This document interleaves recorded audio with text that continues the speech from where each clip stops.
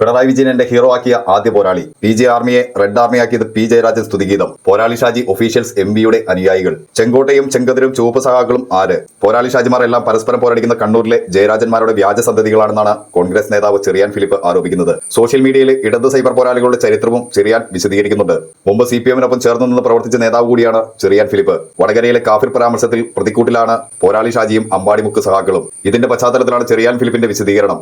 2015 May 15 നിലവിൽ വന്ന ആദ്യത്തെ പോരാളി ഷാജി ഫേസ്ബുക്ക് പേജിന്റെ മുദ്രാവാക്യം പിണറായി വിജയൻ എന്റെ ഹീറോ എന്നതാണ്. 8.4 ലക്ഷത്തിലധികം ഫോളോവേഴ്സ് ഉള്ള ഈ പേജിൽ നിന്നാണ് CPM നേതൃത്വത്തിനെതിരെ ഇപ്പോൾ കടുത്ത വിമർശനം ഉയർന്നിട്ടുള്ളത്. 2017 മാർച്ച് 24 മറ്റൊരു പോരാളി ഷാജി പേജ് തുറന്നത് P ജയരാജന്റെ അനുകൂലികളാണ്. 2019 മാർച്ച് 10 തുടങ്ങിയ PJ ആർമി P ജയരാജൻ സ്തുതിഗീതം ആലപിച്ചപ്പോൾ പാർട്ടി വിലക്കി.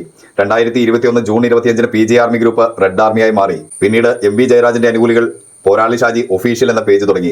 3 ലക്ഷത്തിലധികം അംഗങ്ങളുള്ള ഈ പേജിന്റെ മുഖചിത്രം MB ജയരാജന്റേതാണ്. ഈ ഫേസ്ബുക്ക് പേജുകളുടെയും ഗ്രൂപ്പുകളുടെയും മിക്കവാറും എല്ലാ അഡ്മിന്മാരും കണ്ണൂർ സ്വദേശികളാണെങ്കിലും പലരും ഗൾഫ് രാജ്യങ്ങളിലും ചെന്നൈയിലുമാണ് താമസം. ചെങ്കോട്ട, ചെങ്കതിർ, ചുവപ്പ് സഖാക്കൾ എന്നീ പേജുകളുടെയും അഡ്മിന്മാർ CPM-കാരാണ്. വ്യാജ പോരാളി ഷാജിമാരെ സൈബർ പോലീസ് കണ്ടെത്തിയാൽ CPM നേതാക്കൾക്കെതിരെ സൈബർ നിയമപ്രകാരം കേസെടുക്കേണ്ടി വരും. കണ്ണൂർ ലോബിക്കുള്ളിലെ തമ്മിലടി മറച്ചുവെക്കാനാണ് കോൺഗ്രസുകാർ അഡ്മിന്മാരെ വിലക്കെടുത്തെന്നും വ്യാജ അക്കൗണ്ടുകൾ സൃഷ്ടിച്ചെന്നും MB ജയരാജൻ ആരോപിച്ചത്. കോൺഗ്രസിനിപ്പോൾ CPM-നേക്കാൾ ശക്തമായ സോഷ്യൽ മീഡിയ വിഭാഗമുണ്ട്.